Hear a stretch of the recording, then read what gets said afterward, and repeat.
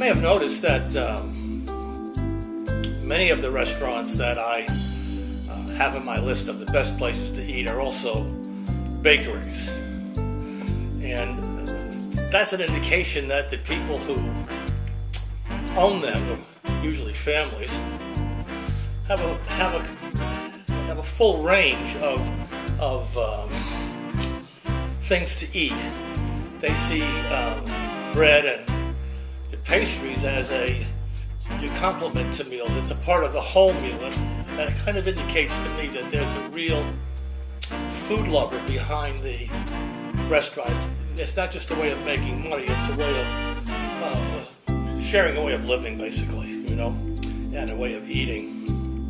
And one of the best bakery and restaurants in Sarasota is known to many because it's on Main Street. It's the C'est La Vie French Bakery and Restaurant. The restaurant end of it is not grand. You can get your sandwiches there, and I love the number one. I don't know how they make it. It's ham and cheese and butter on a baguette, and I've tried to duplicate it at home many times. You would think something that simple would be easy to do, but I just can't seem to duplicate it at home, and every time I have it, it's the only thing I order there when it comes to a meal. I just order that number one sandwich. You think I'd have a wider range of eats, but again, I'm the kind of guy, when I find something that's really good, I order it all of the time. I'll sometimes wind up at a second restaurant for coffee and pastry because I like the coffee and pastry in a restaurant that's just nearby. That you wouldn't do at the C'est La Vie. They have an outside as well as an inside. The outside's a bit crowded, and you're on the main traffic lane there, and you have people passing. People seem to like that. I prefer it as a little space, which some of the restaurants have in Sarasota, thanks to some nice redesign of the sidewalks. But the old European idea of a wide sidewalk where you have vast expanses of tables and waiters with white napkins and tuxedos on, or whatever you want to call them. We've kind of adopted that here to a narrow strip of tables where the cars are whizzing by and pedestrians are hitting you on the shoulder as you eat. Still, there's a great many people happen to like eating outside. It's a shady area. It's very nice. There's some trees now on Main Street that the redesigners of the streets got kind of voted down by the population. They wanted trees and they wanted sunshades as much as possible, but trees were to take the precedence. So we have a nice variety of trees there, and they seem to be growing back in again, as it was originally on Main Street. They were cut down because they dropped too many leaves.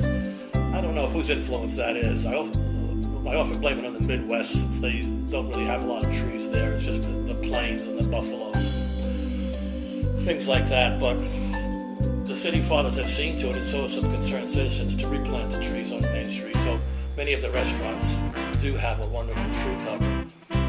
So you can eat outside or inside. I prefer inside myself. It's very cozy. It's a nice art on the walls, and you get a chance to look at their bakery, which is the best French bakery.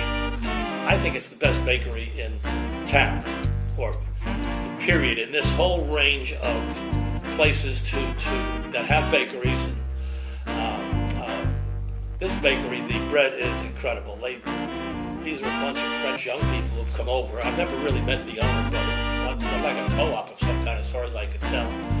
And they kind of come and go, but the bakers are there, and they kind of stick to the old tradition, and the bread is, you have to eat it that day, as you would in France, But the baguettes and the full of loaf and the various loaves you get there, and the pastries are they just can't be beat.